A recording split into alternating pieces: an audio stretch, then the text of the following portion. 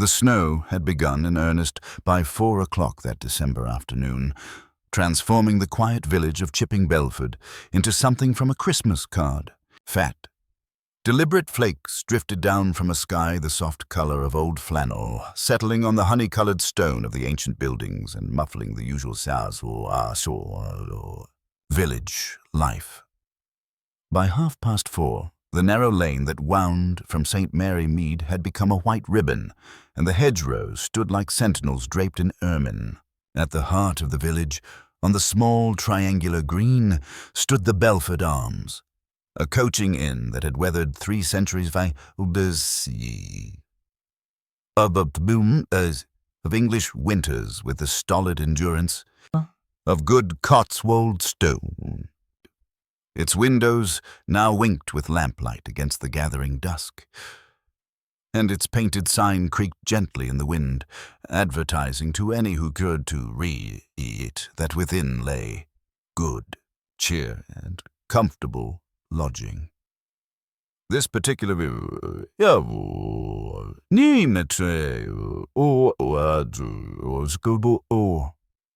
the Belford Arms was especially pleased with itself, for this was the second year that its proprietor, Mr. Edwin Blackwood, had undertaken to host what he proudly called a traditional English Christmas house party. The idea had come to him, he was fond of explaining, during a particularly lean February when the inn's accounts had made for depressing reading.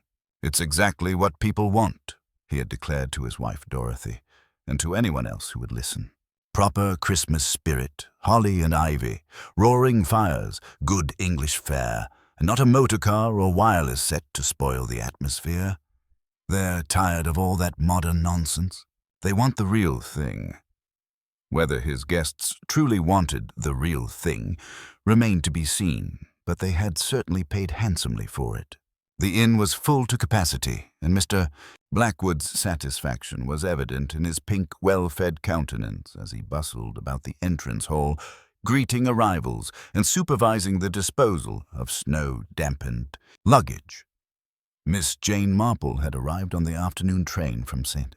Mary Mead, a journey that had required 2 changes and considerable patience with the vagaries of rural railway timetables. She had not initially planned to spend Christmas away from her own comfortable cottage, but her nephew Raymond had been most insistent, and the invitation from Miss Clement, the vicar's wife, had been difficult to refuse.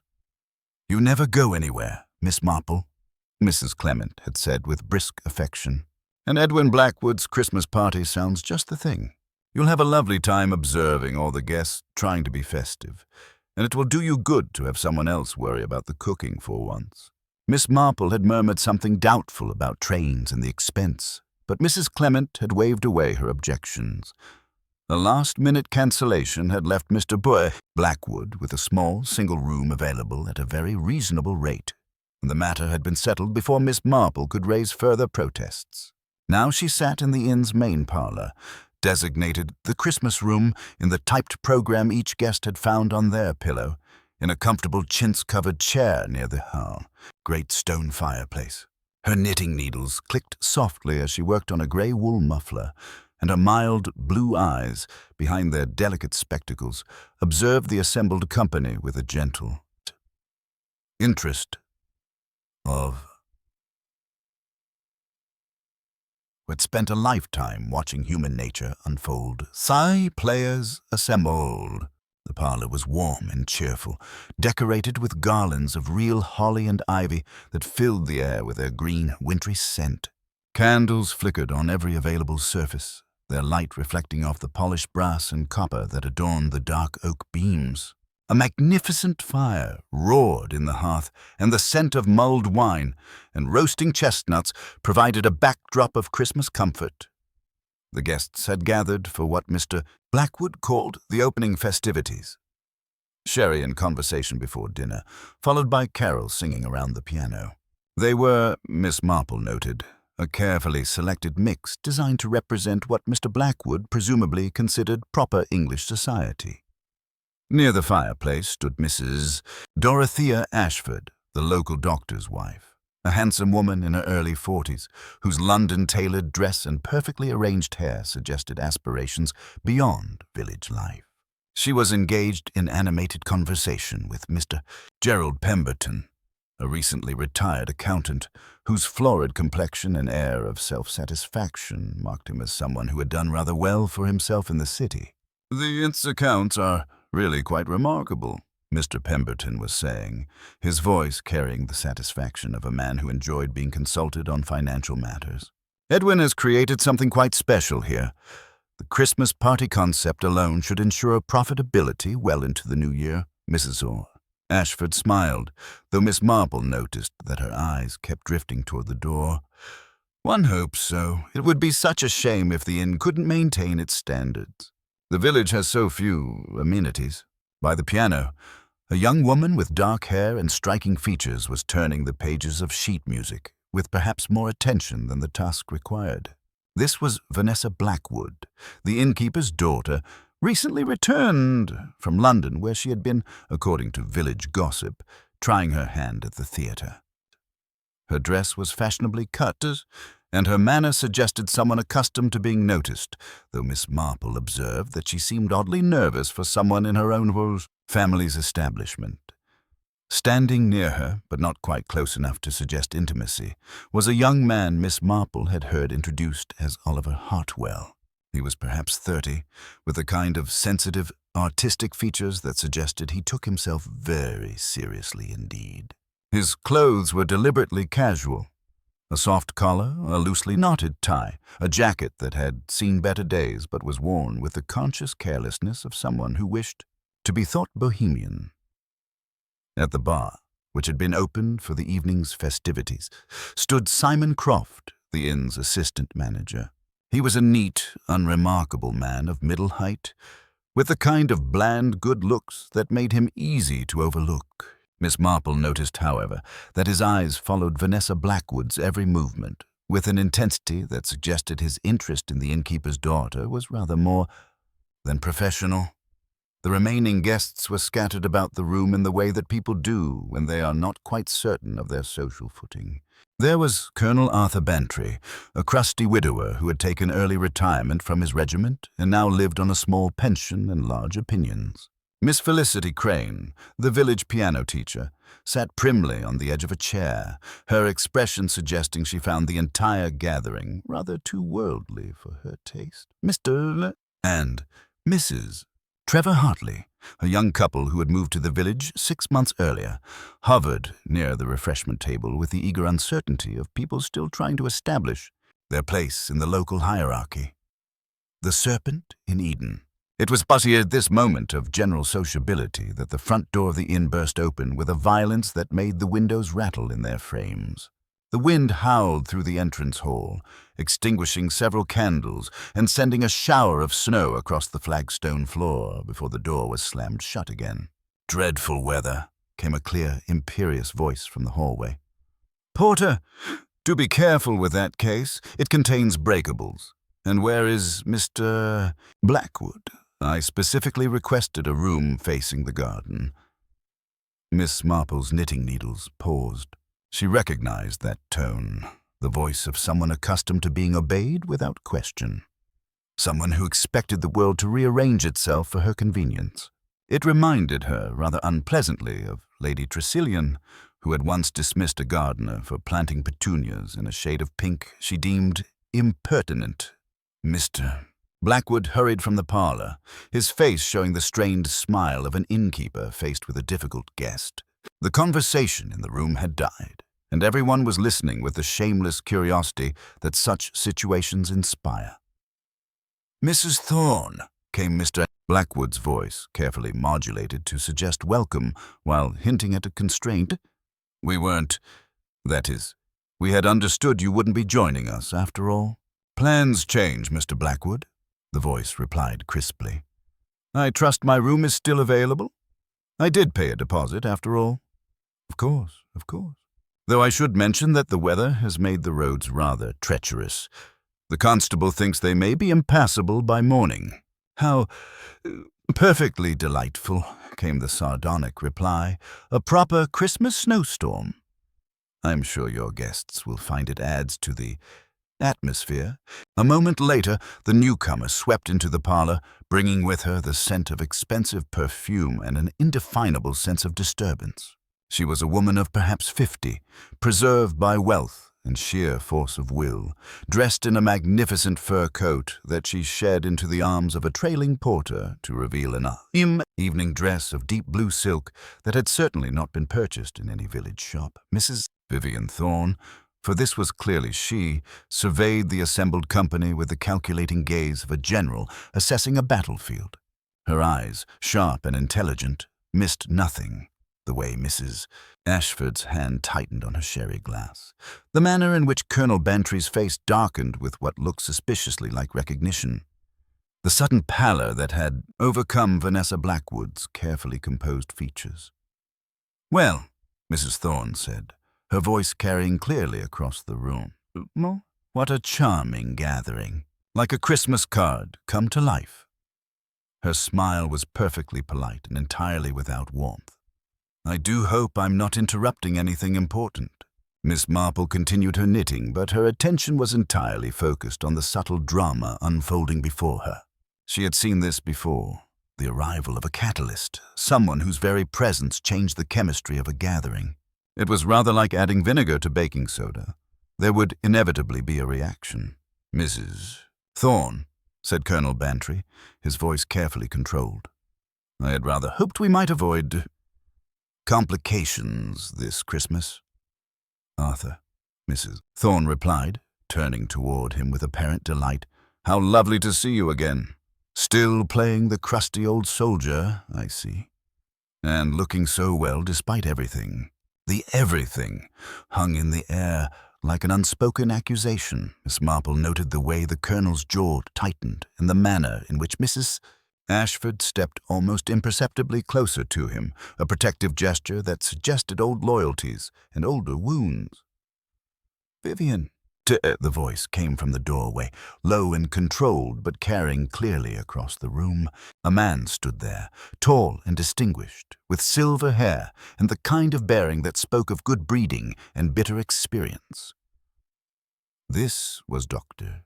Marcus Ashford, though Miss Marple quickly realized that his connection to Mrs. Ashford was not what she had initially assumed. Mrs. Thorne's smile became genuinely warm for the first time since her arrival. Marcus, my dear ex-husband, how perfectly wonderful. I was so hoping you'd be here." The word ex-husband fell into the room like a stone into still water, sending ripples of shock and sudden understanding through the assembled guests. Miss Marple's needles continued their steady rhythm, but her mind was racing. This was no coincidence. Mrs. Thorne's arrival had been carefully planned, timed for maximum effect. The web tightens. What followed was a masterpiece of social cruelty, delivered with the precision of a surgeon's scalpel. Mrs. Thorne moved through the room like a shark through a school of fish, her conversation apparently innocent, but each word carefully chosen to wound to Mrs. Ashford. "Dorothy, dear, how lovely you look. Marriage to Marcus clearly agrees with you. I do hope you're finding village life stimulating enough." To Vanessa Blackwood, "My dear child, you've grown so sophisticated. London has clearly been good to you. I heard about your little theatrical venture. Such a pity it didn't work out, but then not everyone is cut out for the stage." To Simon Croft, "And you must be the assistant manager. How nice that Edwin has found someone so reliable to help with the business. One needs people one can trust completely, doesn't one?" Each comment was delivered with a smile, each observation wrapped in apparent kindness, but the effect was devastating. Miss Marple watched as the comfortable social atmosphere of the Christmas gathering transformed into something altogether more dangerous. She was particularly struck by the reaction of young Oliver Hartwell, who had remained silent throughout Mrs. Thorne's performance, but whose hands, she noticed, were clenched into fists at his sides. When Mrs. Thorne finally turned her attention to him, his response was barely civil. "I don't believe we've been introduced," Mrs. Thorne said, extending a perfectly manicured hand. "Oliver Hartwell," he replied curtly, making no move to take the offered hand. "Ah, the artist," Mrs. Thorne said, apparently unperturbed by his rudeness. "I've heard such interesting things about your work, and about your friendship with dear Vanessa. How romantic. A struggling artist and the innkeeper's daughter, like something from a novel." It was at this moment that Mr. Blackwood appeared in the doorway, his face flushed and his manner agitated. "I do apologize for the interruption," he said, his voice slightly breathless. "But I'm afraid we have a small crisis in the kitchen. The main course seems to have... Well, there's been an accident with the goose. Mrs. Blackwood is dealing with it, but dinner may be delayed by an hour or so." "How perfectly dreadful," said Mrs. Thorne with apparent sympathy. "Perhaps we should adjourn to our rooms to freshen up. I know I should appreciate the opportunity to settle in properly." As the guests began to disperse, Miss Marple remained in her chair, her knitting providing the perfect excuse for lingering. She watched as Mrs. Thorne swept from the room, followed by her porter with the luggage. She observed the way Dr. Ashford and his wife exchanged a long, meaningful look before following. She noted how Vanessa Blackwood and Oliver Hartwell left together, their heads bent in urgent conversation, and how Simon Croft watched them go with an expression of barely concealed jealousy. The Christmas Inn refuses to sleep. An hour later, as Miss Marple sat reading in the small library off the main hall, the inn had settled into an uneasy quiet. Dinner had been postponed indefinitely. Mrs. Blackwood, it seemed, was indisposed with a headache brought on by the kitchen crisis.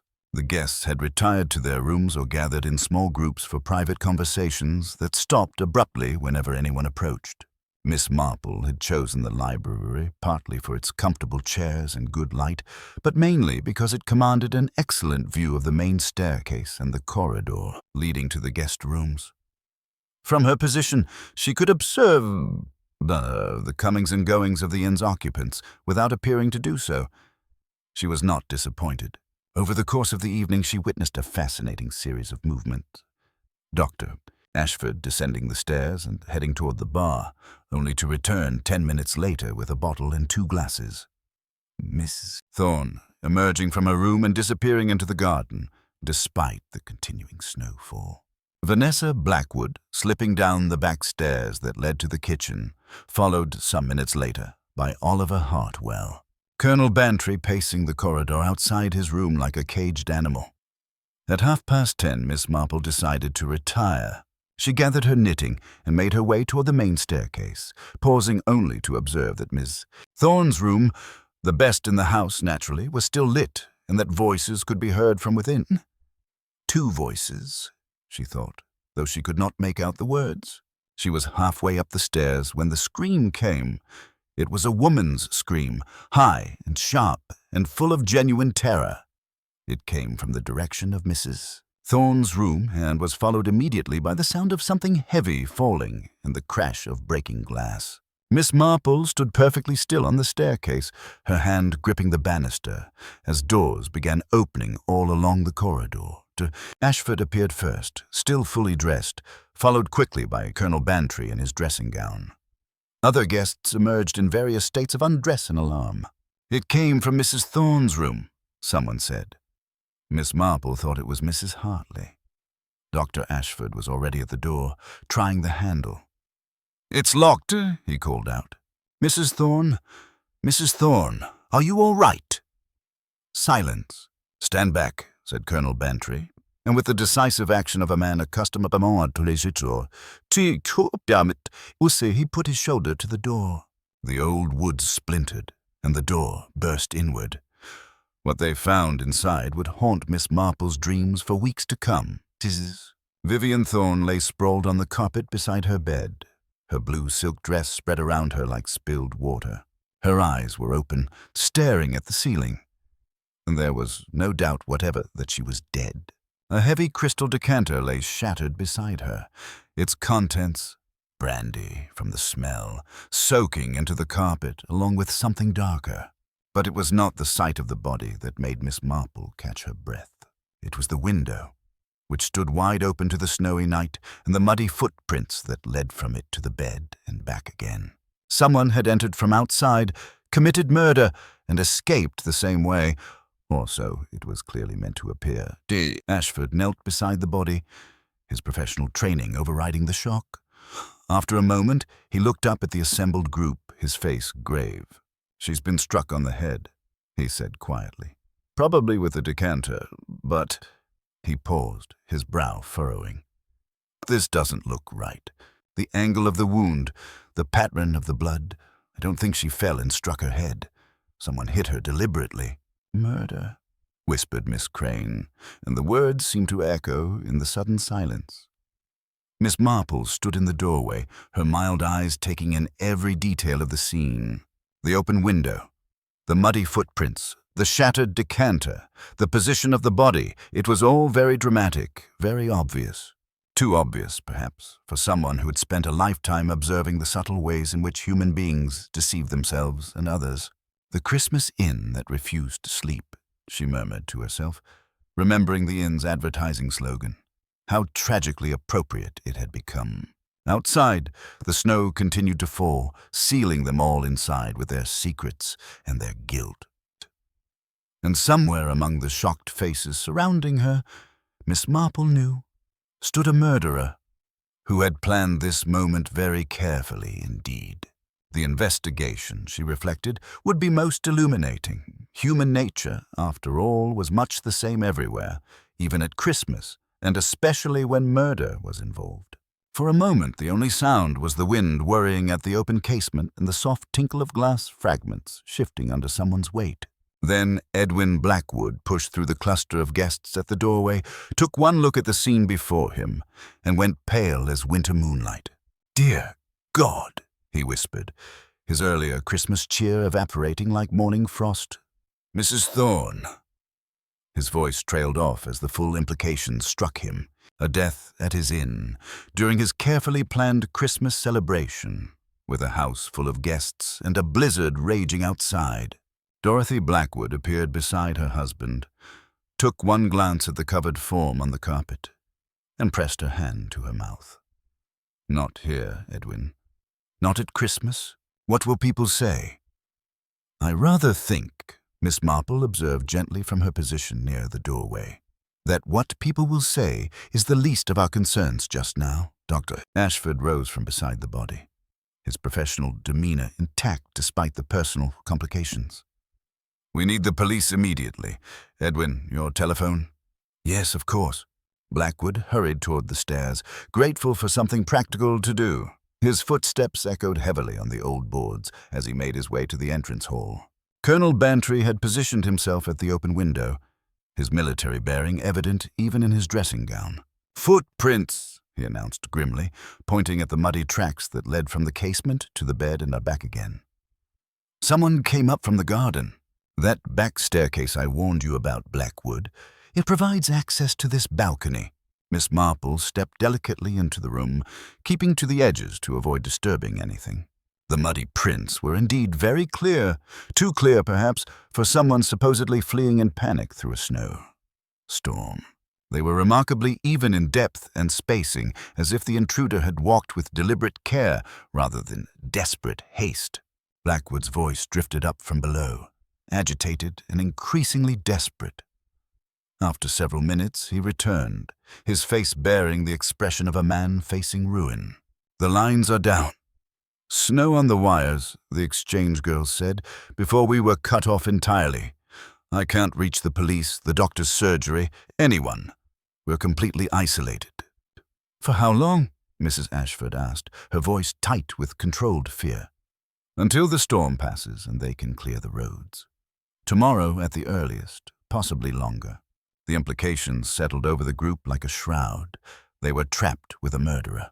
"We need to establish where everyone was," Colonel Bantry declared, assuming command with military efficiency. "Miss Crane, you found the body?" The piano teacher nodded, her prim face drawn with shock. "I came to ask if Mrs. Thorne would sing carols with us later. The door wasn't properly latched. It swung open when I knocked, and I saw—" She shuddered. "I screamed and pulled the door closed again. I touched nothing else, I swear." "And before that, did you see anyone in the corridor?" Only Mr. Croft going toward the back stairs.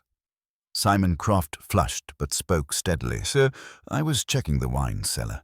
The temperature fluctuates with these drafts, and Mr. Blackwood asked me to monitor it.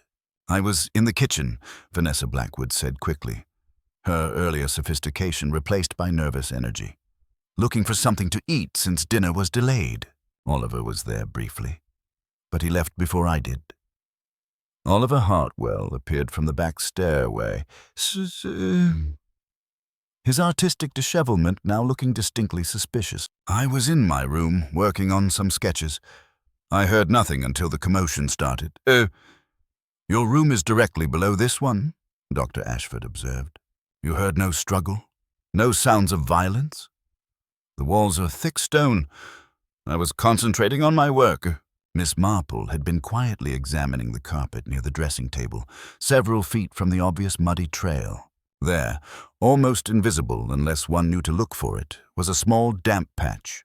Clean water, not mud, smelling faintly of melted snow. Someone had stood there.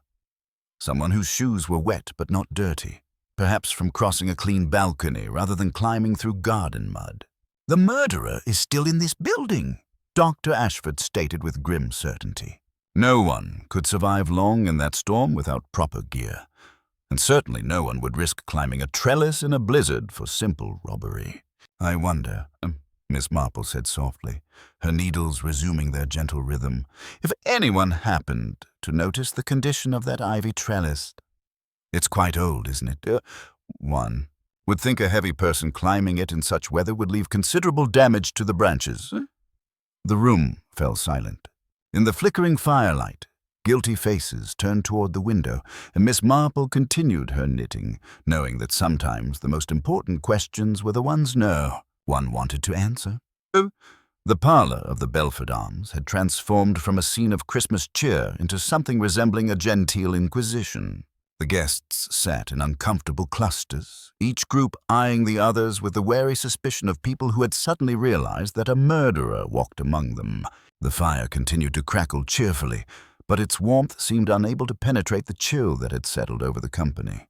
Miss Marple had positioned herself in her corner chair, her knitting providing the perfect excuse for remaining quietly observant. From this vantage point, she could watch the subtle interplay of guilt, fear, and suspicion that flickered across the assembled faces like shadows cast by the firelight. Colonel Bantry had appointed himself unofficial investigator, a role he embraced with military efficiency. We must establish the facts, he announced, pacing before the hearth with his hands clasped behind his back. Since the police cannot reach us, it falls to us to preserve what evidence we can and determine the sequence of events. Surely the evidence is clear enough, Mrs. T., Ashford said, her voice betraying a tremor she was trying to suppress. The open window, the muddy footprints. Obviously an intruder broke in and killed poor Vivian during a robbery attempt. I wonder, Miss Marple murmured, her needles clicking softly, if anyone has examined that ivy trellis our supposed intruder used to reach the window. It's rather old. Me semble one would expect considerable damage from someone climbing it in such weather. Colonel Bantry moved immediately toward the French doors. After struggling briefly with the lock, he stepped out into the swirling snow. When he returned moments later, his shoulders dusted with white, his expression was grim. The trellis is completely undamaged, he reported. Every branch intact, no broken stems, no disturbance whatever. Unless our murderer weighs less than a sparrow, they didn't use that route. The silence that followed was profound. Edwin Blackwood's face went ashen as the implications struck him. Then, someone in this house? There's another curious detail, Miss Marple observed gently. Miss Crane mentioned that when she discovered the body, the door was merely unlatched. It swung open when she knocked. Yet when we all arrived, Dr. Ashford found it locked. Someone must have closed and locked it after Miss Crane's discovery, but before we reached the scene. Miss Crane nodded vigorously. That's quite right. I pushed it open myself, then pulled it closed again when I saw... But I certainly didn't lock it. I was far too frightened. Dr. Ashford frowned.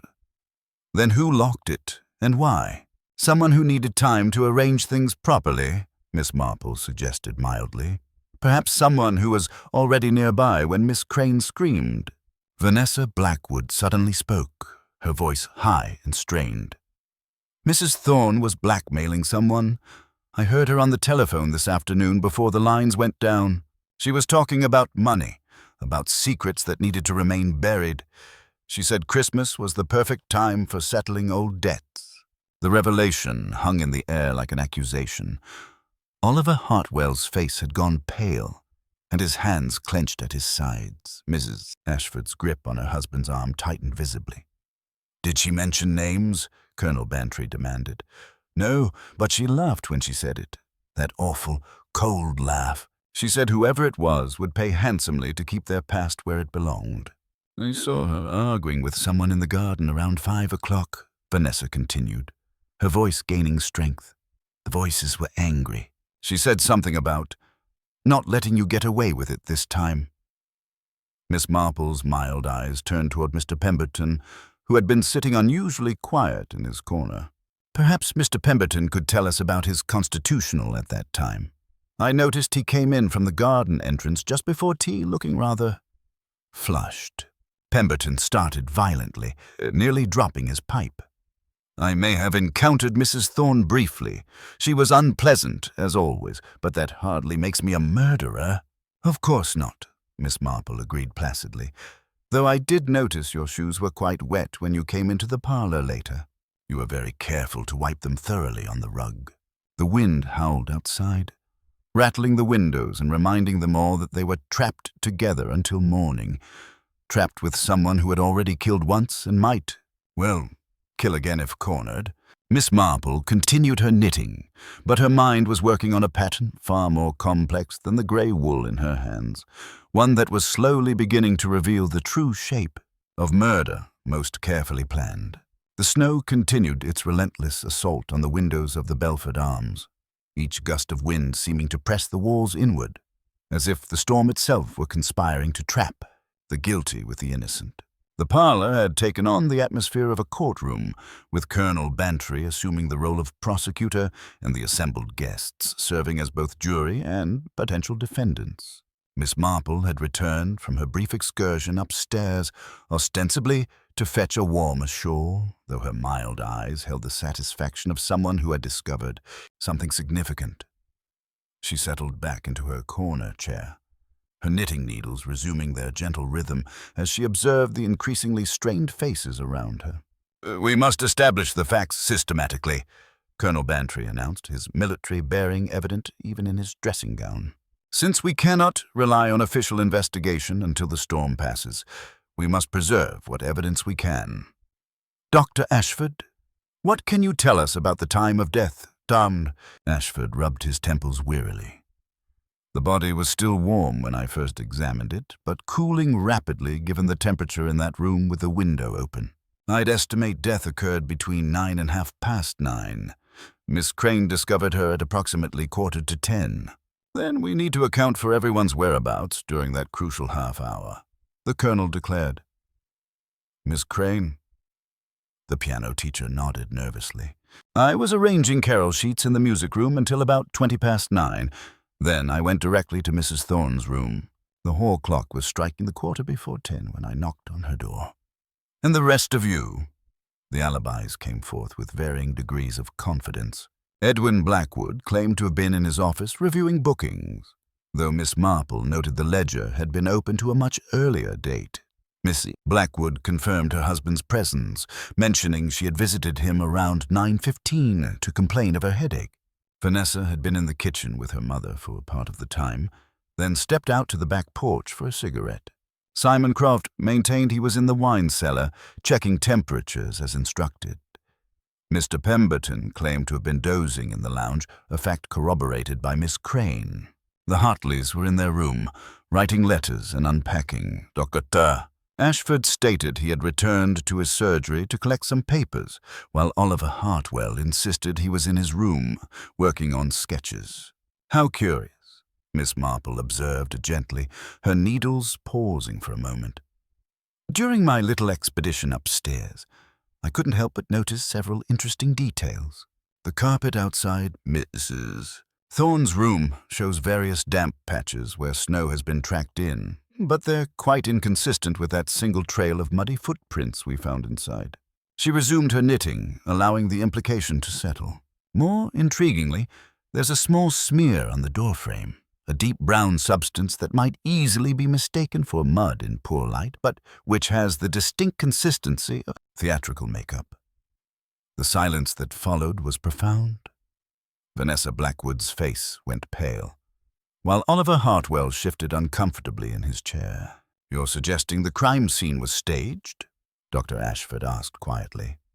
"I'm merely observing," Miss Marple replied, "though it would explain why that sturdy old ivy trellis shows no damage whatever. One might also wonder why someone would go to such elaborate lengths to suggest an outside intruder, unless they needed to deflect suspicion from someone already inside the, building." It was at this moment that tensions finally erupted. Simon Croft, who had been standing rigidly by the bar, suddenly wheeled on Oliver Hartwell with barely contained fury. "Everyone knows you needed money desperately," he accused, his usually bland features twisted with emotion. "Your paintings aren't selling. You're behind on your London rent, and suddenly you're spending Christmas at an expensive inn. Where did the money come from?" Oliver's artistic sensitivity gave way to raw anger. "How dare you? I'm here as Vanessa's guest, and it's none of your damned business, isn't it? We all know you've been using her, leading her on while you wait for something better. Mrs. Thorne knew it too. I heard her tell you so this afternoon." Before Vanessa could intervene, Colonel Bantry seized on the revelation. "What exactly did Mrs. Thorne say to you, young man?" "Several people saw you near her room this evening." Oliver's defiance crumbled slightly. "She summoned me, if you must know. Offered me money, a substantial sum, to leave Vanessa alone and return to London immediately." "And your response?" Dr. Ashford inquired. "I told her to go to hell," Oliver said bitterly. "She laughed and said I'd come around eventually, that everyone had their price, and mine was probably lower than most." Miss Marple's mild gaze turned thoughtful. "How curious that Mrs. Thorne would concern herself with Miss Blackwood's romantic attachments. Unless, of course, she had some particular interest in the inn's future." Edwin Blackwood looked up sharply from his brandy. "What are you suggesting?" "Nothing at all," Miss Marple replied placidly, "though I did happen to overhear Mrs. Thorne discussing investment opportunities with Mr. Pemberton. Something about expanding the inn, converting the old stable. She seemed quite interested in becoming a silent partner." Pemberton's florid complexion deepened alarmingly. "She approached me about the financial arrangements, yes. Wanted me to examine the books, determine the inn's true value. But I told her I wouldn't be involved in her schemes." "Yet I distinctly saw you leaving her room around 7 o'clock, Mrs. Ashford interjected, "looking rather pleased with yourself." "I was merely delivering documents she'd requested," Pemberton protested. "Historical papers about the inn's ownership. She seemed to think there might be some irregularity in the title." The revelation sent a visible shock through Edwin Blackwood. His wife reached for his hand, her knuckles white with tension. "That's absurd," Blackwood said, though his voice lacked conviction. "The inn has been in my family for generations." Miss Marple's needles clicked thoughtfully. "I seem to recall hearing something years ago about a disputed inheritance. Something about a cousin who claimed the property should have passed through the female line. But perhaps my memory is failing me."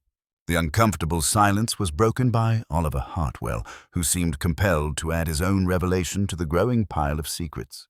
"There's something else," he said reluctantly. "Mrs. Thorne knew about Vanessa's time in London. There was a scandal involving a theatre producer. Money went missing. Vanessa was innocent, but she was implicated. Mrs. Thorne threatened to expose the whole business to the local papers unless Vanessa persuaded her father to sell the inn, as if summoned by the mention of her name. Mrs. Blackwood appeared in the doorway, her face white with fear. "Edwin," she gasped, "the back door is standing wide open, and there are fresh footprints leading out into the snow." Miss Marple continued her knitting, though her mind was working furiously. The pieces were beginning to form a pattern: blackmail, financial desperation, family secrets, and romantic entanglements. But there was still something missing, some crucial element that would explain not just who had killed Mrs. Thorne, but how they had managed to stage such an elaborate deception. The Christmas Inn, it seemed, harbored more secrets than any building had a right to hold. The announcement of the open back door sent a collective shiver through the assembled guests that had nothing to do with the winter cold. Mrs. Blackwood stood in the doorway, her face pale with shock, snow dusting her shoulders from her brief venture into the storm. "The door was standing wide open," she repeated, her voice trembling. "Fresh footprints leading straight out into the garden, toward the old stables. Someone has left the building." Colonel Bantry immediately took charge, organizing a search party despite the treacherous conditions.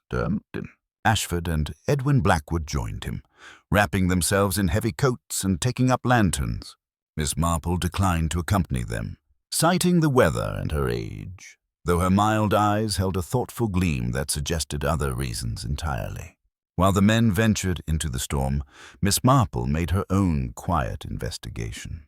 She slipped into the kitchen, ostensibly to request tea, but actually to examine the back entrance more closely. What she found confirmed her growing suspicions. A pair of muddy boots standing by the door, men's size, but stuffed with newspaper to fit a smaller foot. The mud was still damp, with the distinctive red clay from the rose garden, yet the boots showed curious signs of having been deliberately soiled rather than naturally worn. More intriguing still was a small detail the others had missed: a smear of theatrical makeup on the doorframe, the same brown grease paint she had noticed upstairs. Someone had gone to considerable trouble to create the illusion of a hasty escape. When the search party returned 20 minutes later, they brought disturbing news. The footprints led to the old stables but vanished there, as if the person had simply disappeared into the storm. "Impossible in this weather," Colonel Bantry declared, shaking snow from his coat. "No one could survive long out there without proper gear." "Perhaps," Miss Marple suggested gently, "because no one actually went out there at all. I've been thinking about the timing of events this evening. Mr. Hartley mentioned he found Mrs. Thorne's door locked at 9 o'clock, yet Miss Crane found it merely latched at 9:45. Someone unlocked and relatched that door during those crucial 45 minutes. The implication hung in the air like smoke from the dying fire. Trevor Hartley shifted uncomfortably, his earlier confession about the blackmail weighing heavily on his conscience. "There's something else," he said reluctantly. "When I went to plead with Mrs. Thorne about my father's reputation, she wasn't alone. I heard voices. 2 people arguing. A man's voice, though I couldn't make out the words."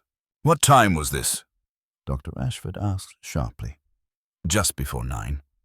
I didn't knock because of the argument. I waited in the corridor, hoping to catch her alone, but the voices continued for several minutes." Miss Marple's knitting needles paused. "How curious that you should wait so patiently, Mr. Hartley. Most people in desperate circumstances would interrupt, wouldn't they? Unless, of course, you recognized the other voice and knew better than to interfere." Young Hartley's face flushed crimson. I thought it might be her lawyer or someone official. I didn't want to make things worse." "Or perhaps," Miss Marple continued mildly, "you recognized Mr. Pemberton's voice?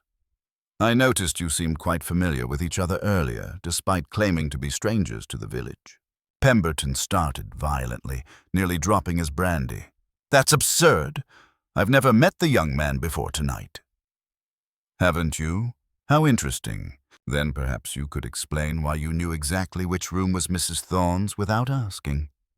You went straight there at 7 o'clock, as Mrs. Ashford observed. Most remarkable for someone supposedly unfamiliar with the inn's layout." The silence that followed was electric. Miss Marple continued her knitting, allowing the tension to build naturally. "You see," she said conversationally, "I've been considering Mrs. Thorne's remarkable knowledge of everyone's secrets. She only arrived this evening, yet she seemed to know intimate details about each of you. That suggests either extraordinary preparation or inside information. Someone has been feeding her ammunition for her blackmail schemes. Simon Croft, who had been unusually quiet since the discovery of the open door, suddenly spoke up with desperate bravado. "You're all missing the obvious. The murderer has escaped into the storm. We're safe now." "Are we?" Miss Marple asked gently. "I noticed something interesting in the wine cellar earlier. The delivery hatch that opens directly beneath Mrs. Thorne's window was unbolted from the inside. Strange, since Mr. Croft assured us it's always secured in winter. One might use such an exit to stage an elaborate charade with muddy footprints and open windows, then return safely through the main building." Croft's face went ashen. I may have forgotten to check it properly." "Of course," Miss Marple agreed placidly. "Just as you forgot to mention that you've been corresponding with Mrs. Thorne for weeks, providing her with detailed information about the inn's guests and their private affairs. Rather profitable arrangement, I imagine, until she decided she no longer needed a partner." The accusation struck like lightning. Croft's carefully maintained composure cracked entirely, and for a moment, naked fear flickered across his features before he regained control. "That's a lie," he said hoarsely. "I barely knew the woman." "Then it's most unfortunate," Miss Marple observed, "that I found a partially burned letter in Mrs. Thorne's fireplace with your distinctive handwriting. Something about the final payment as agreed and ensuring no one suspects our arrangement. The flames didn't quite consume everything, you see." The storm outside seemed to intensify, as if nature itself were responding to the drama unfolding within the inn's walls. Miss Marple continued her knitting, her mild eyes taking in every guilty face, every nervous gesture, knowing that the web of deception was finally beginning to unravel. The Christmas Inn had indeed refused to sleep, and before morning came, all its secrets would be laid bare. The silence that followed Miss Marple's gentle observation about the partially burned letter stretched like a taut wire, ready to snap. Simon Croft stood frozen by the bar, his carefully maintained facade of bland competence crumbling before their eyes. His hands trembled as he reached for his glass, and when he spoke, his voice carried the hollow note of a man watching his world collapse. "You don't understand the position I was in," he said, his words tumbling out in desperate justification. "Mrs. Thorne had me trapped from the moment I arrived in this village. That business in Brighton, I was innocent, but she had evidence that made me look guilty. She offered to make it disappear, to give me a fresh start, but the price—" He laughed bitterly. "The price was everything. Information about the guests, about the inn's finances, about every private conversation I overheard." Edwin Blackwood's face had gone ashen. "Simon, how could you, after everything we've done for you, giving you a position when no one else would A position?" Croft's composure snapped entirely. "A glorified servant's job for a man with a university education. Do you know what it's like, Edwin? Watching you struggle with accounts I could balance in my sleep. Seeing opportunities for this place that you're too timid to take. And all the while, that woman bleeding me dry, demanding more and more information while paying me less and less." Miss Marple's needles continued their steady rhythm, but her attention was entirely focused on the dynamics playing out before her. "How interesting," she murmured.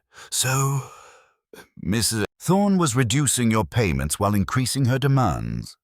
That suggests she felt more secure in her position, perhaps because she had found other sources of leverage." The implication hung in the air like smoke. Croft nodded miserably. "She said she didn't need me anymore, that she'd found bigger fish to fry. When I went to her room tonight to demand my final payment, she laughed at me, said our partnership was dissolved and I should be grateful she wasn't exposing me to Edwin." "What time was this confrontation?" Colonel Bantry demanded, his military precision cutting through the emotional drama. "Around 9 o'clock, just after that young man," he gestured toward Trevor Hartley, finished shouting at her in the corridor. All eyes turned to Hartley, who had been sitting quietly in the corner, his face pale with strain. His wife noticed it first, the way he was holding his jacket sleeve, trying to conceal something with his other hand. "Trevor," Mrs. Hartley said sharply. "Your cuff. There's something on your cuff." Before he could protest, she had seized his wrist and turned it toward the firelight. A small, dark stain marred the fabric, rusty brown against the dark wool. Dr. Ashford moved forward with professional interest. "May I examine that?" Without waiting for consent, he took the fabric between his fingers, studying it carefully. "This isn't rust or mud," he announced quietly. "It's blood." The revelation sent a collective shiver through the room. Trevor Hartley's face went white, and for a moment he seemed unable to speak. "I didn't kill her," he said finally, his voice barely above a whisper. "I went to plead with her, yes, to beg her not to publish those lies about my father. But she was alive when I left her room. I swear it." "Then how do you explain the blood?" Colonel Bantry pressed. Trevor's shoulders sagged with defeat. "She struck me with that crystal decanter when I tried to grab the documents from her desk. Caught me across the knuckles. The blood must have transferred to my sleeve then. But she was standing, shouting after me that I'd pay for laying a finger on her. She was very much alive at 9:15. Miss Marple looked up from her knitting with sudden interest. "How precise of you to remember the time, Mr. Hartley. Most people in emotional distress don't notice such details." "The hall clock was chiming the quarter hour as I left her room," he replied. "I remember because she was still screaming threats about what she'd do to my family's reputation." This revelation shifted the timeline significantly. If Mrs. Thorne was alive and vocal at 9:15, and Miss Crane had discovered her body at 9:45, the window for murder had narrowed considerably. "So we have established," Miss Marple said thoughtfully, "that Mrs. Thorne received at least 3 visitors between 9 and 9:30. Mr. Croft seeking his final payment, Mr. Hartley pleading for his father's reputation, and someone else, someone who left her dead on the carpet." She paused in her knitting, her mild eyes taking in the assembled faces. "I've been thinking about Mrs. Thorne's remarkable knowledge of everyone's secrets. She arrived only this evening, yet she seemed intimately familiar with the most private details of your lives.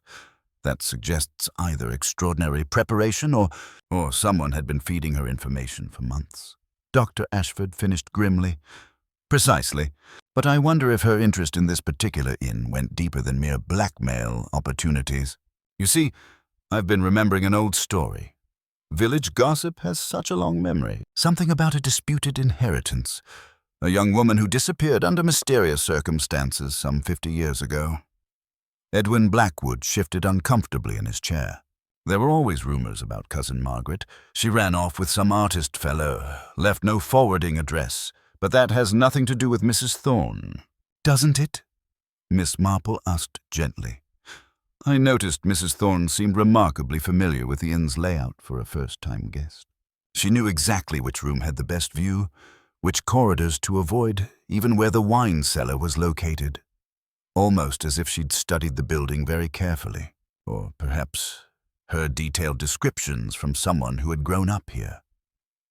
The implications of this observation settled over the room like a chill wind. The Mrs. Thorne had some historical connection to the inn. It would explain not just her detailed knowledge, but also her particular malice toward the Blackwood family. "There's another curious detail," Miss Marple continued. "The murder weapon, that crystal decanter. It belonged to the inn's collection, yet Mrs. Thorne had brought her own refreshment. Why would the inn's decanter be in her room unless someone had brought it there? Someone offering a drink, perhaps, or celebrating some agreement." The wind howled outside, rattling the windows with renewed fury, as if the storm itself were trying to break into their circle of suspicion and secrets. Miss Marple continued her knitting, but her mind was working on a far more complex pattern, one that was slowly revealing the true shape of murder most carefully planned and executed. The Christmas Inn had indeed refused to sleep, and before dawn broke over the snow-covered village, all its secrets would be laid bare. The storm outside had begun to abate, its furious howling reduced to an occasional mournful sigh against the windows of the Belford Arms. Inside the parlour, the atmosphere remained charged with tension and unspoken accusation. Miss Marple's gentle observation about Mrs. Thorne's detailed knowledge of the inn had struck home with several members of the company, and the silence stretched uncomfortably as each person examined their own secrets. It was Edwin Blackwood who finally spoke, his voice heavy with the weight of old family shame. "There's something I should have mentioned earlier," he said, moving to the small writing desk where he kept the inn's historical records. His hands trembled slightly as he withdrew a leather-bound ledger. Its pages yellowed with age. Mrs. Thorne wasn't just any guest. She was family. My second cousin, though I didn't realize it at the time. The revelation sent ripples of shock through the assembled company. Miss Ashford's hand flew to her throat, while Vanessa stared at her father with dawning horror. "Her maiden name was Blackwood," Edwin continued, his voice barely above a whisper. "She was the granddaughter of Cousin Margaret, the one who disappeared all those years ago after the inheritance dispute. Margaret claimed the inn should have passed to her as the eldest child, but the will specified male heirs only. She left the village in disgrace, and we never heard from her again." Miss Marple's needles paused thoughtfully. "So, Mrs. Thorne came here not merely for blackmail, but to reclaim what she believed was rightfully hers. A most comprehensive revenge, destroying your reputation while simultaneously acquiring the disputed property." "But she couldn't have proved her claim," Colonel Bantry protested. "Not after all these years." "Perhaps not legally," Dr. Ashford said quietly, speaking for the first time in several minutes. "But she didn't need to prove it. She only needed to create enough doubt to force a sale." He paused, his face grave with confession. "I should tell you all. I brought that crystal decanter to her room." The admission hit the room like a thunderclap. Mrs. Ashford stared at her husband, her face a mask of shock and betrayal. "Marcus, you said you were at the surgery." "I lied, Dorothy. Vivian summoned me shortly after 9:20. She claimed to have evidence of irregularities in my London practice, complete fabrications, but she threatened to create a scandal that would destroy my reputation here." He turned to face the group, his hands clasped tightly behind his back. "I took the brandy as a peace offering, hoping to reason with her." Miss Marple leaned forward slightly, her mild eyes intent. "And when you left her, Doctor, was she alone?" "She was alive and very much in control, standing by the window, checking her watch repeatedly. She seemed to be expecting someone else, kept muttering about keeping to the schedule and how everything was proceeding exactly as planned." He paused, his brow furrowing. "She poured 2 glasses of brandy but barely touched hers, too busy outlining her demands." "Which were?" Colonel Bantry prompted. "Money, naturally, but also something more specific. She wanted me to use my influence with the medical licensing board to block any expansion plans for the inn. She claimed she had documentary proof that the property legally belonged to her family line." Miss Marple's knitting needles resumed their gentle rhythm. How curious that she should be expecting a visitor at such an hour, in the middle of a blizzard, and yet she had locked her door against everyone else. She paused, considering. "Dr. Ashford, when you spoke with her, are you absolutely certain it was Mrs. Thorne herself?" The question seemed to puzzle him. "Of course. Who else would it have been? I'm merely wondering about the lighting in the room. Was she facing you directly, or might she have been standing in shadow?" The human eye can be remarkably easily deceived, especially when one expects to see a particular person. Before Dr. Ashford could respond, Oliver Hartwell suddenly stood, his artistic features pale with strain. "I can't remain silent any longer. I saw someone in the garden tonight, just before the murder, a figure in a dark coat moving near the trellis, looking up at Mrs. Thorne's window." "You saw the killer?" Mrs. Hartley gasped. "I saw someone watching the inn. They stood there for several minutes, smoking a pipe." His gaze flickered toward Mr. Pemberton, who flushed crimson but said nothing. Miss Marple studied Oliver with renewed interest. "How observant of you, Mr. Hartwell." For someone supposedly absorbed in artistic work, you seem remarkably aware of the inn's nocturnal activities. I noticed earlier that your sketch pad contains detailed drawings of Mrs. Thorne's room, unusual subject matter for landscape work. Oliver's composure cracked visibly. I was documenting the inn's architecture for Vanessa's father as a surprise, the historical details, the period features, including the precise angle of the window and the position of the furniture, Miss Marple asked gently. Such drawings would be invaluable for someone planning to stage a particular scene, wouldn't they? Someone with theatrical training would know exactly how to create convincing evidence of an outside intruder. The accusation hung in the air like smoke from the dying fire. Vanessa moved instinctively toward Oliver.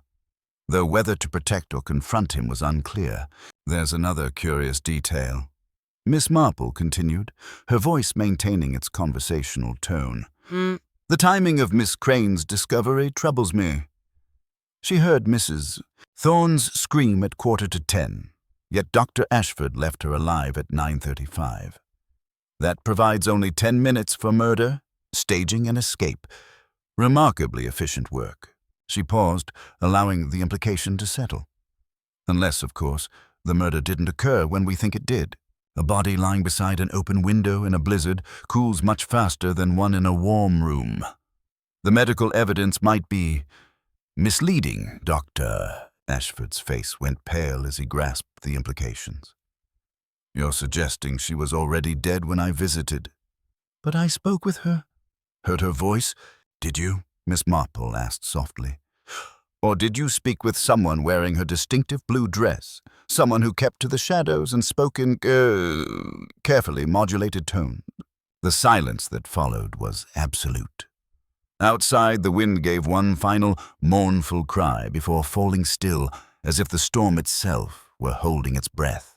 Miss Marple continued her knitting, but her eyes moved thoughtfully around the circle of shocked faces, knowing that somewhere among them sat a murderer whose carefully orchestrated performance was finally beginning to unravel. The Christmas Inn had indeed refused to sleep, and before dawn broke over the snow-covered village, its darkest secrets would finally be exposed.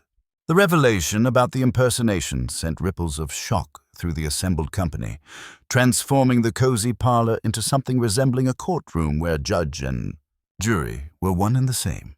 Ashford sat heavily in his chair, his professional composure shattered by the realization that his medical judgment had been deliberately manipulated.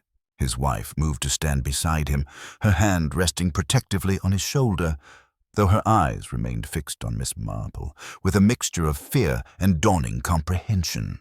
You're suggesting that when I spoke with Mrs. Thorne, Ashford said slowly, his voice hollow with shock, I was actually speaking to someone else entirely. Someone wearing her clothes, mimicking her voice? Miss Marple's needles continued their gentle rhythm, her mild eyes taking in the strained faces around her. It would explain several curious inconsistencies, wouldn't it? The precise timing of events, the locked door that Miss Crane found merely latched, the remarkable efficiency with her. Which the crimer's son was arranged. A web of deception unravels. It was at this moment that Dorothy Blackwood's carefully maintained composure finally cracked like ice under pressure. Her hands trembled as she gripped the back of a chair. And when she spoke, her voice carried the weight of years of suppressed desperation and fear. You don't understand what that woman threatened to take from us, she said, her cultured accent slipping to reveal traces of a harder background. This inn is everything. Our livelihood, our position in society, our daughter's future. Vivian Thorne would have destroyed it all for some ancient grievance that had nothing to do with us. Edwin Blackwood stared at his wife with dawning horror, while Vanessa moved instinctively to her mother's side. Mother, what have you done? Mrs. Blackwood's admission came in broken fragments, each word dragged from her like a confession at the scaffold. When I went to her room at 9 o'clock, she was already dead. Already lying there beside that shattered decanter, her eyes staring at nothing. But I knew I knew that if she was found immediately, suspicion would fall on our family. We needed time, needed to create another story. The silence that followed was electric.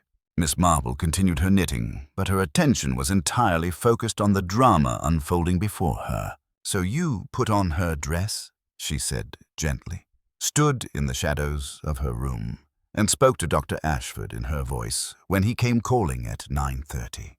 A most convincing performance, I'm sure. I'd heard her speak often enough, Mrs. Blackwood admitted miserably. That imperious tone, those cutting remarks.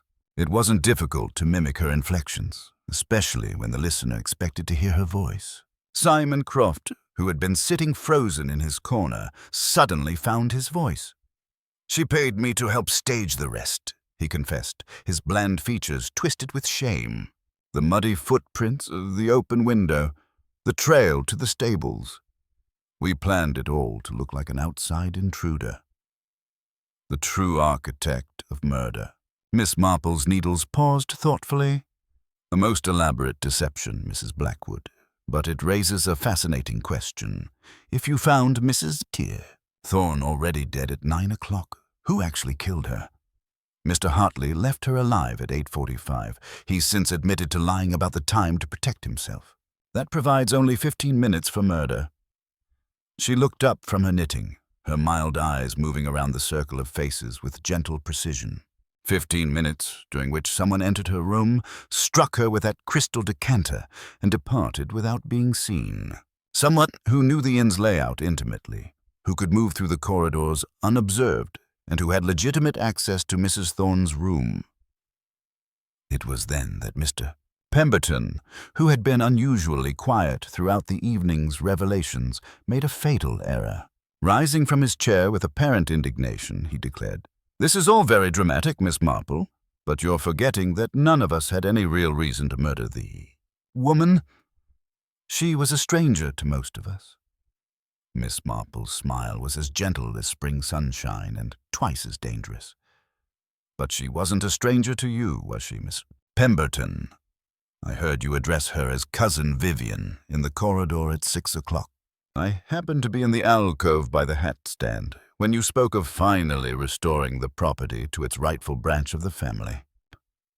Rather incautious in a public passage, I thought. The effect of this revelation was immediate and devastating. Several guests turned toward Pemberton with shocked recognition. At least 2 of them had half heard that conversation and now remembered its significance. Pemberton's florid complexion went ashen, and his pipe slipped from nerveless fingers to fall on the carpet, scattering sparks. That's preposterous. Pure conjecture, is it?" Miss Marple asked mildly. "You see, I've been thinking about Mrs. Thorne's remarkable knowledge of everyone's secrets. She arrived only this evening, yet she seemed intimately familiar with the most private details of your lives. That suggested either extraordinary preparation or inside information from someone who had been observing you all for months." She resumed her knitting, her voice taking on the conversational tone that those who knew her had learned to fear. "You weren't just Mrs. Thorne's financial advisor, were you, Mr. Pemberton? You were her partner in this elaborate scheme of revenge and acquisition. You provided the intelligence about potential victims, examined the inn's accounts, and helped plan the entire Christmas party as the perfect setting for her grand revelation. The final betrayal, the silence in the parlor was profound, broken only by the soft clicking of Miss Marple's needles and the gentle hiss of the dying fire. When Pemberton finally spoke, his voice carried the hollow note of a man watching his carefully constructed world collapse. "You don't understand the position we were in," he said desperately. "The Blackwood family stole this property from our branch of the family 50 years ago. My grandmother, Margaret Blackwood, was the rightful heir, but they manipulated the will, used their influence to cut her out entirely. She died in poverty while they prospered on what should have been hers. So you and Mrs. Thorne, your second cousin, planned to reclaim it through blackmail and financial pressure," Miss Marple observed. "But something went wrong, didn't it? She became greedy, demanded too large a share of the profits. Or perhaps she threatened to expose your own questionable financial dealings in London." Pemberton's composure cracked entirely. She was going to ruin everything. After months of careful planning, she decided she wanted the entire inn for herself. Said I was expendable, that she could manage the final stages without me. She even threatened to expose my methods unless I signed over my share of the inheritance claim. "So you killed her," Colonel Bantry stated flatly. "I had no choice." The words burst from Pemberton like water from a broken dam. I went to reason with her one final time, to remind her of our partnership, but she laughed at me, said I was a small man with small ambitions. She reached for that decanter to pour herself a celebratory drink, and I couldn't let her destroy everything we'd worked for.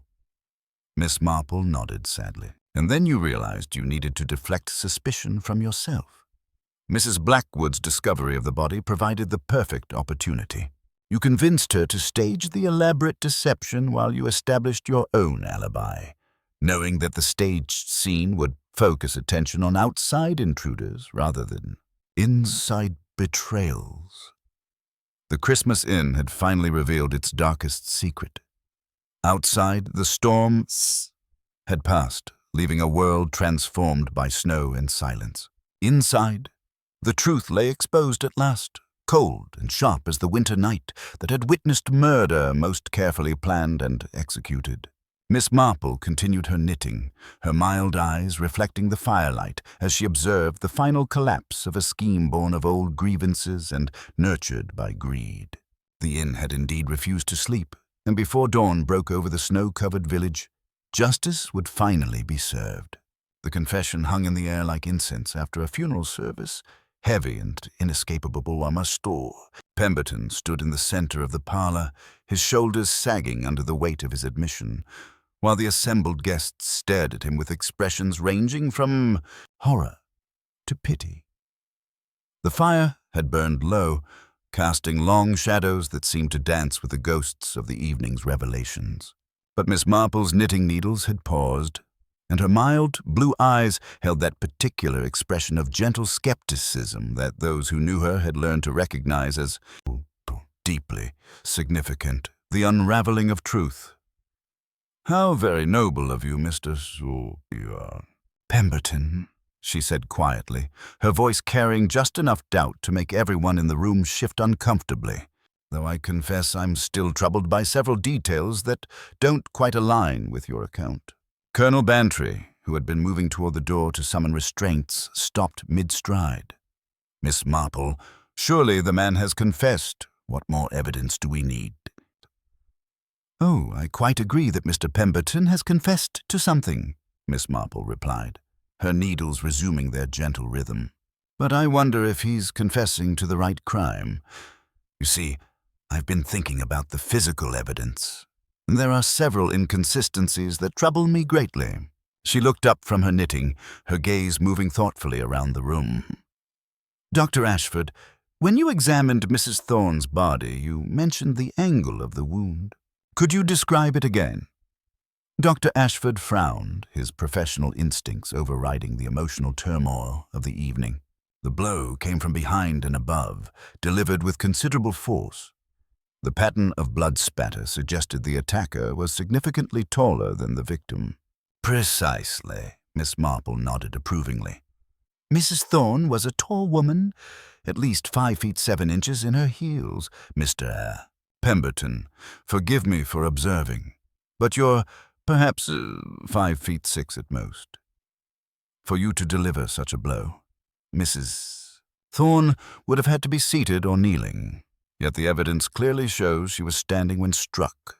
Pemberton's face went ashen, but before he could respond, Miss Marple continued with inexorable logic.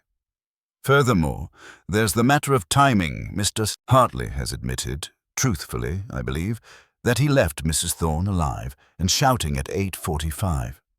Mrs. Blackwood claims to have found the body at 9 o'clock. That provides only 15 minutes for murder and the beginning of an elaborate staging process that required considerable planning and preparation. The true conspiracy. Revealed Dorothy. Blackwood had been sitting quietly in her chair, but now she looked up with dawning horror. "Miss Marple, what are you suggesting?" I'm suggesting, my dear, that you've been carrying a terrible burden of guilt for something that wasn't entirely your fault, Miss Marple replied gently. You see, I believe you did find Mrs. Thorne's body at 9 o'clock, exactly as you said, but I don't think she had been dead for very long, perhaps only a few minutes. She paused, allowing the implication to settle. The real question is, who killed her between 8:45 and 9 o'clock? And I'm afraid the answer lies in a conspiracy that began long before tonight. Miss Marple reached into her knitting bag and withdrew a small folded piece of paper. I found this in Mrs. Thorne's fireplace, not completely burned. It's a note arranging tonight's meeting, written in a hand I recognized from the inn's guest register. All eyes turned towards Simon Croft, who had been standing silently by the bar throughout the evening's revelations. His face had gone pale, and his hands trembled as he gripped the brass rail. You were Mrs. Thorne's inside source, weren't you, Mr. Croft? Miss Marple asked gently. But more than that, you were her partner in this elaborate scheme of revenge and acquisition, the blackmail, the threats, the careful orchestration of tonight's confrontations. It was all planned in advance. Croft's carefully maintained composure cracked entirely. She promised me a share of the inn once she acquired it, he said hoarsely. Said we'd be partners, that I'd finally have the position I deserved. But then she changed the terms, said she didn't need me anymore, that I was expendable. So when you went to her room at 8:55 for your final payment, Miss Marple continued, and she dismissed you with contempt, you struck her with the crystal decanter in a moment of rage. Then you panicked, realizing you needed to create an alibi and deflect suspicion, the elaborate deception. That's when you encountered Mrs. Blackwood in the corridor, Miss Marple said, turning toward Dorothy Blackwood with compassionate understanding. She was coming to make one final plea for her daughter's reputation. You convinced her that if the body was discovered immediately, suspicion would fall on the family. Together, you devised the staging, you to create the false evidence of an outside intruder, she to impersonate Mrs. Thorne for Dr. Ashford's visit. Mrs. Blackwood nodded miserably. He said it was the only way to protect Vanessa, to save the inn. I was terrified, not thinking clearly. The impersonation was his idea. He said it would establish that she was alive after 9:30, giving everyone alibis. And Mr. Pemberton? Colonel Bantry asked, his military mind working through the logistics. Arrived later and found you both in the midst of staging the scene, Miss Marple replied. Being Mrs. Thorne's cousin and co-conspirator in the inheritance scheme, he immediately understood the implications. Rather than expose the deception, he chose to help complete Esul, knowing that Mrs. Thorne's death would actually benefit his own claim to the property. Pemberton nodded slowly, his earlier bravado completely gone. I thought I could control the situation, use Dorothy's desperation to my advantage. When the investigation began, I realized I could confess to protect her while still achieving my original goal, discrediting the Blackwood family's claim to the inn. Justice and resolution, the silence that followed, was profound. Outside, the first gray light of dawn was beginning to show through the windows, and the distant sound of church bells marked the arrival of Christmas morning. The storm had passed, leaving a world transformed by snow and the bitter clarity of truth. Colonel Bantry took charge of the practical arrangements, securing both Croft and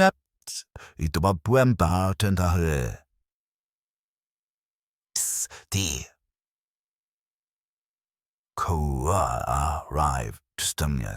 Blackwood, though guilty of conspiracy and evidence tampering, would face different charges than murder. The inn's future remained uncertain, but at least the truth had finally been exposed. As the other guests began to disperse, Miss Marple gathered her knitting and prepared for the journey back to St. Mary Mead. She had seen this pattern before. Greed and desperation combining with old grievances to create a web of deception that ultimately trapped everyone involved. Human nature, she murmured to herself as she watched the snow-covered village wake to Christmas morning. It's remarkably consistent. The motives may vary, but the patterns remain the same. Fortunately, so does the inevitable triumph of truth over deception. The Christmas inn that had refused to sleep had finally surrendered its secrets. Justice, though complex and painful, would now be served, and life, as it always does, would gradually return to something resembling peace.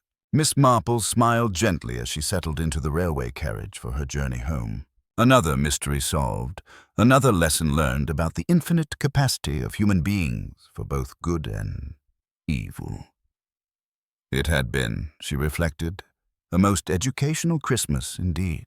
The first light of Christmas morning filtered through the frost-etched windows of the Belford Arms, transforming the snow-covered village into a scene of crystalline beauty that seemed to mock the darkness of the previous night's events. The storm had finally exhausted itself, leaving behind a world of pristine silence, broken only by the distant sound of church bells marking the holy day. Miss Marple sat in the small breakfast parlour, her knitting bag beside her containing the completed grey muffler, a tangible measure of the extraordinary hours that had passed since her arrival. The inn stirred quietly around her as the remaining guests prepared for the inevitable departure that daylight would bring. Inspector Craddock arrived with the dawn, his police vehicles struggling through the drifts, but finally reaching the isolated inn. A man who had encountered Miss Marple before, he listened to her reconstruction of events with respectful attention, then proceeded with the grim business of formal arrests. Simon Croft was taken away in handcuffs, his face a mask of defeated resignation, while Gerald Pemberton followed with his earlier bluster entirely gone. Dorothy Blackwood remained under house arrest, though the inspector hinted that her cooperation in the circumstances of duress would likely result in leniency. Edwin Blackwood entered the breakfast room looking exhausted but oddly unburdened, as if a weight he had carried for years had finally been lifted. "The police have finished their initial work," he informed Miss Marple quietly. "The road should be clear by noon." "You saved us," he continued, his voice thick with emotion. "Without your careful observation, Dorothy might have faced murder charges, or worse, the true killer might have escaped entirely." Miss Marple buttered her toast with precise movements, her mild eyes thoughtful. "Truth has a way of surfacing, Mr. Blackwood, like stones in a garden after heavy rain. Mr. Croft's greed made him careless. He couldn't resist implicating others to save himself, creating too many contradictions in the process." Vanessa and Oliver appeared together, their faces showing a new resolve. The threat of blackmail that had hung over their relationship was gone, and with it, the need for secrecy and fear. "We're going to London," Oliver announced, looking directly at Edwin. "I'll find steady work while painting in the evenings. Vanessa will help with the business side. We'll make it work properly this time." Edwin nodded, a ghost of a smile touching his weathered features. Perhaps it's time for this old place to change as well. We can't live forever, guarding old secrets and ancient feuds. Dora and Mrs. Ashford joined them, the doctor still shaken by the realization of how easily he had been deceived by the impersonation. His wife, however, seemed stronger, her hand resting firmly on his arm in a gesture of support and partnership. "We shall be leaving once the car is cleared," Ashford said with stiff dignity. "But I wanted to thank you, Miss Marple. Your observation about the lighting in Mrs. Thorne's room was illuminating. I see now how I was led to see what I expected rather than what was actually there." "We are all prone to that failing, Doctor," Miss Marple replied kindly. "It is perhaps the most common of human weaknesses, seeing what we expect rather than what truly exists." As the morning progressed, the inn gradually emptied. The Hartleys departed with relief, eager to put the traumatic events behind them. Colonel Bantry offered to share the station taxi, and Miss Marple accepted gratefully, gathering her modest belongings for the journey home to St. Mary Mead. Before leaving, Edwin pressed a small package wrapped in silver paper into her hands. "Christmas cake," he explained. "Dorothy made it before everything happened. She wanted you to have it." "Please tell her," Miss Marple said, tucking the package carefully into her bag, "that forgiveness is often the hardest work of all, but also the most necessary." As the taxi crunched down the snow-packed drive, Miss Marple looked back at the Belford Arms one final time. Smoke rose straight and true from its ancient chimneys into the still air. The ivy trellis, innocent of any midnight climber, stood stark against the weathered stone walls. The Christmas inn that had refused to sleep had finally found its peace. She settled back against the leather seat, her mind already turning to the small domestic matters awaiting her return.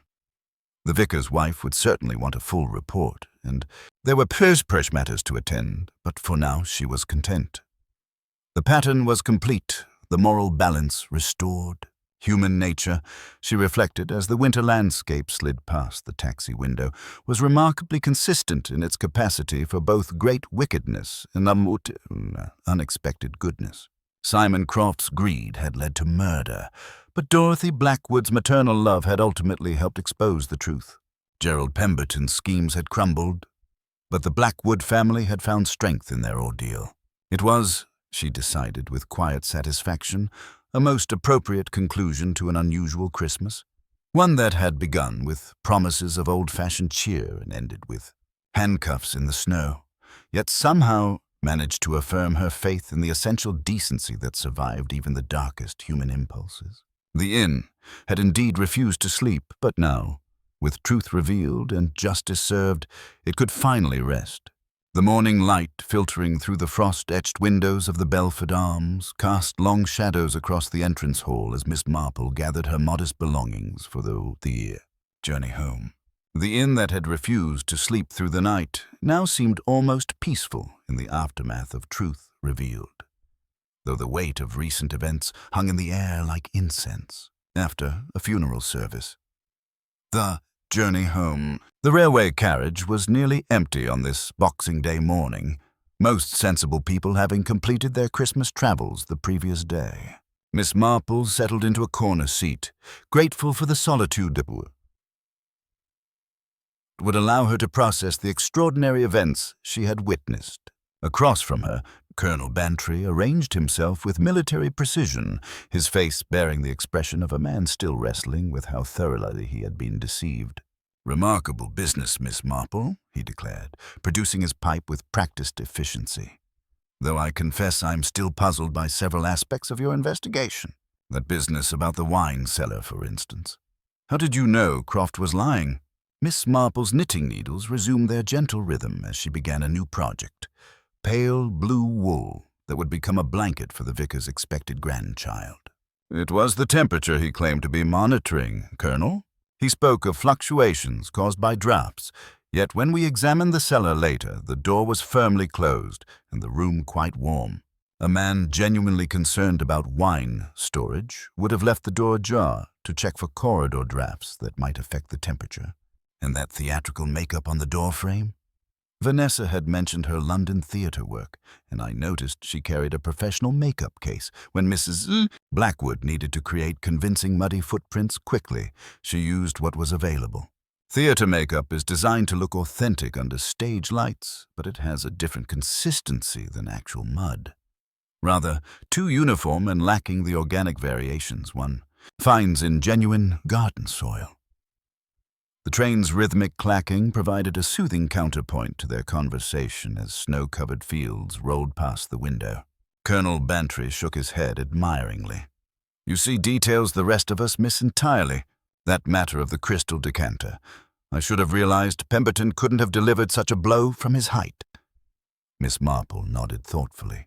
"Physical evidence tells its own story, quite independent of human testimony.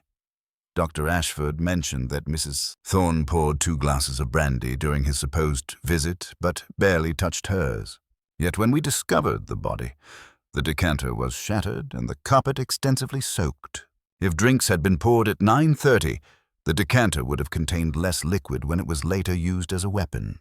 The extensive staining suggested a full decanter had been broken, which meant it was intact when the murder occurred, well before the doctor's visit. Return to St. Mary Mead. The familiar landmarks of home began to appear as the train approached St. Mary Mead. The church spire, rising against the pale winter sky. The winding lane past the old mill, the cluster of cottages that constituted her world.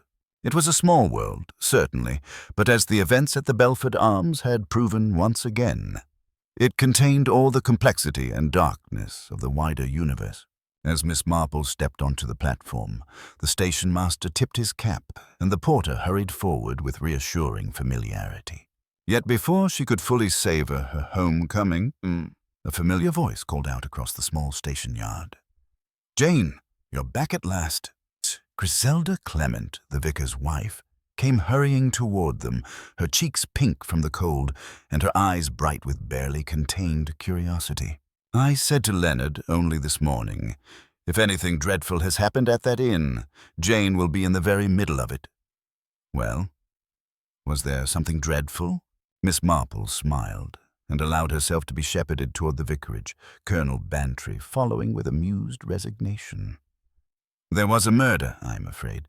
A very unpleasant woman, and quite a complicated business in the end, the full resolution.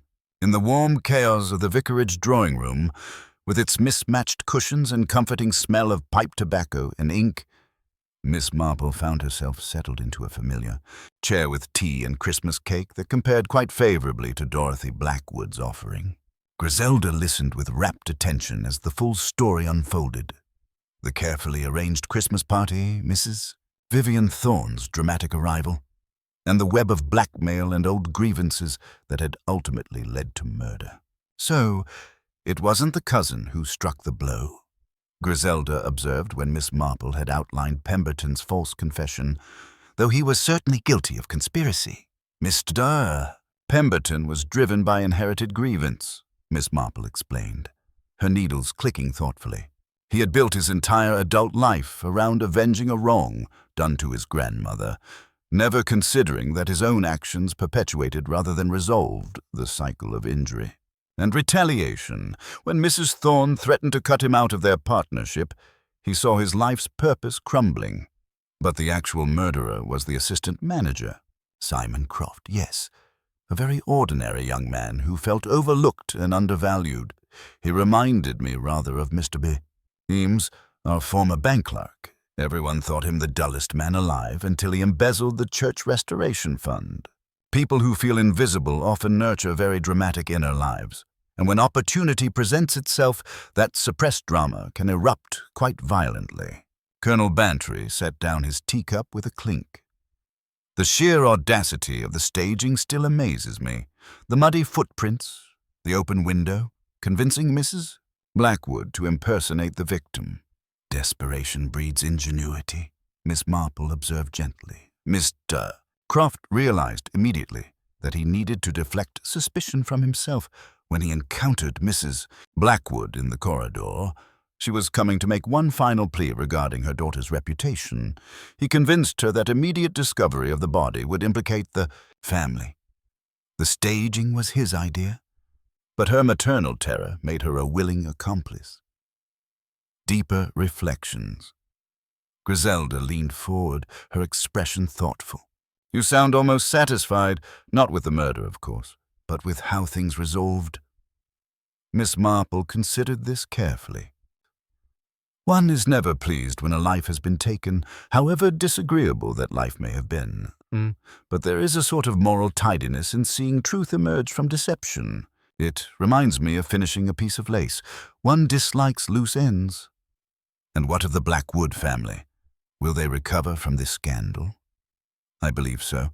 Edwin's decision to reveal the truth about the disputed inheritance, painful though it was, has ultimately freed them from defending an unjust legacy. Dorothy will face legal consequences for her role in the staging, but I suspect the courts will be lenient, given the coercion involved.